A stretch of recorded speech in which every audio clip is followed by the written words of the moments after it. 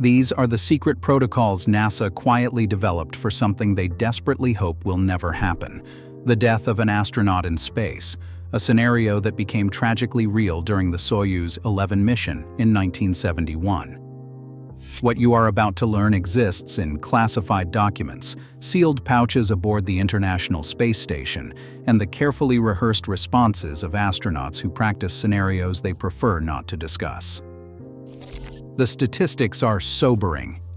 As of March 2026, 19 people have died during space flights. That is a fatality rate of 2.4% among the 791 humans who have ventured beyond Earth's atmosphere. And with NASA's astronaut corps aging, the average age now hovers around 50. The statistical probability of natural death during missions cannot be ignored anymore. Back in 2012, NASA slipped something unusual into a routine cargo shipment to the International Space Station. No press release announced it, and no fanfare accompanied its launch. Tucked alongside freeze-dried meals and scientific equipment sat a soft-sided pouch that looked like ordinary shipping material. But this innocuous package was actually the Human Remains Containment Unit, NASA's first orbital morgue.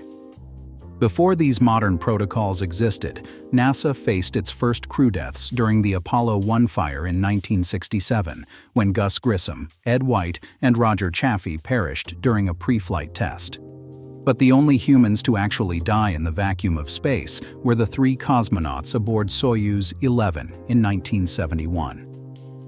Georgy Dobrovolsky, Vladislav Volkov, and Viktor Patsayev had successfully completed their mission to the Salyut 1 space station.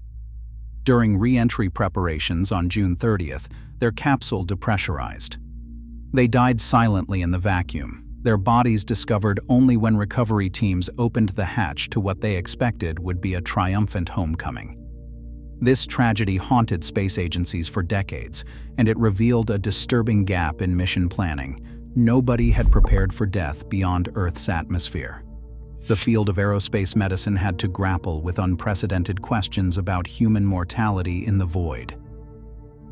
NASA began filling that gap in ways the public rarely sees. In 2005, they commissioned Promessa, a Swedish eco-burial company, to develop what became known as the body bag. The concept was as ingenious as it was macabre.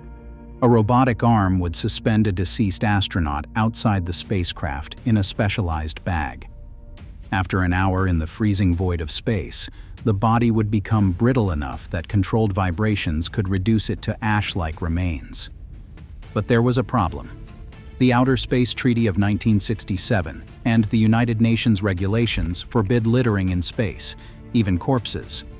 The body bag concept violated international law, regardless of an astronaut's expressed wishes for space burial. So NASA developed more practical protocols. The Human Remains Containment Unit represents their current solution for the International Space Station. This military-grade body bag integrates with the station's refrigeration system, includes an absorbent lining, and features screw-on charcoal filter canisters to manage decomposition gases. It is stored in a non-pressurized area, ready for a scenario everyone hopes never occurs. The psychological dimension proves equally complex. Former International Space Station Commander Chris Hadfield has publicly discussed NASA's death simulations, training exercises where astronauts must respond to the announcement that one of their colleagues has died. Hadfield described the surreal experience of hearing his own death announced during a drill when he heard that they had just received word from the station that Chris was dead. These simulations serve a critical purpose. NASA's official guidance states that the goal is to ensure that the procedures are performed as set forth, professionally, and with dignity and respect, without compromising the health of the surviving crew. The psychological impacts must be minimized for astronauts required to handle remains, perform forensic procedures, and continue living in the same enclosed environment. Yet many astronauts receive minimal training on these protocols.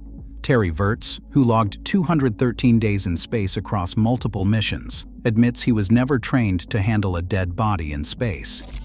In his 16 years as an astronaut, he does not remember talking with another astronaut about the possibility of dying, Wirtz says. We all understand it is a possibility, but the elephant in the room was simply not discussed. This silence extends even to experienced astronauts. When asked directly on Star Talk Radio about death protocols, Mike Massimino said that it could happen, but out of all the training he had, they never went over that one. The protocols that do exist follow the in-mission forensic sample collection procedure. Astronauts must document everything, preferably with real-time guidance from NASA flight surgeons on Earth.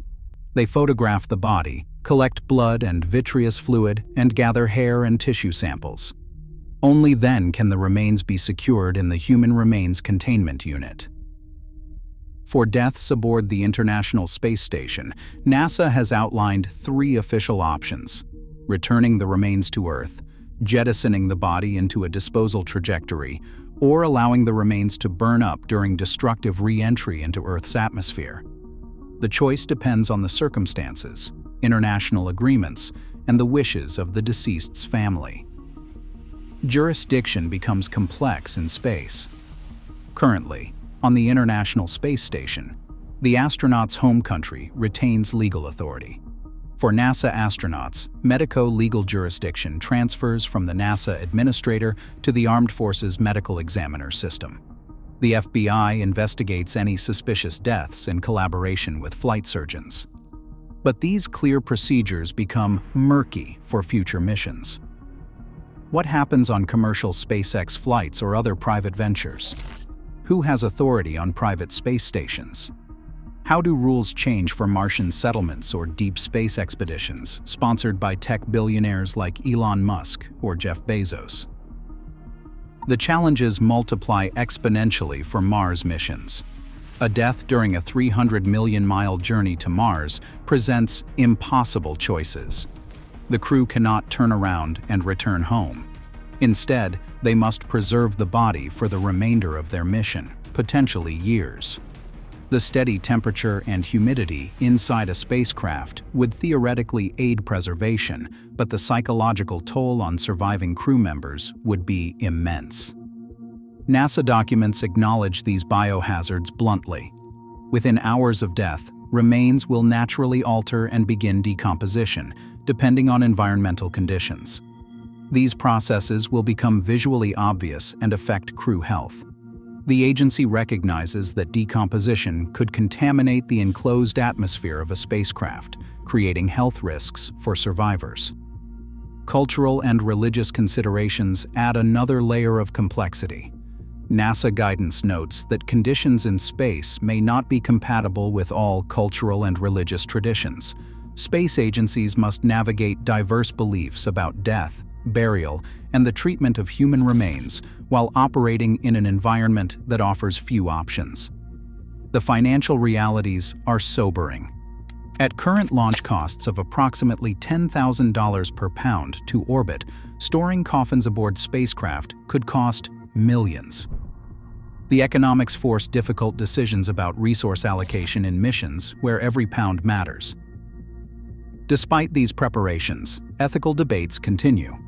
NASA bioethicist Paul Root-Wolpe raises unsettling questions about using deceased crew members' bodies as fertilizer for Mars colonies. He says, "I'm not sure human bodies make particularly good fertilizer. There's always been an extremely strong taboo for using dead bodies for instrumental purposes." President Nixon's speechwriter William Safire anticipated these dilemmas when he penned a speech that was never delivered. On July 18, 1969, 2 days before Apollo 11's successful moon landing, Safire wrote, "Fate has ordained that the men who went to the moon to explore in peace will stay on the moon to rest in peace." The speech remained secret for 30 years, a reminder that even triumphant missions carry the possibility of tragedy. Today, with the Artemis program planning to return humans to the moon by 2028, and with eventual missions to Mars on the horizon, these protocols take on new urgency. The Human Remains Containment Unit aboard the International Space Station represents just the beginning of humanity's preparation for death among the stars. No one has ever died aboard the International Space Station. But as our species ventures further from Earth, the statistical inevitability grows stronger. NASA's death protocols exist not as harbingers of doom, but as acknowledgments of human fragility and the courage required to explore the cosmos despite its dangers. These are the plans they hope never to use, but plans that may one day prove essential for the survival and sanity of those who carry humanity's future beyond our pale blue dot.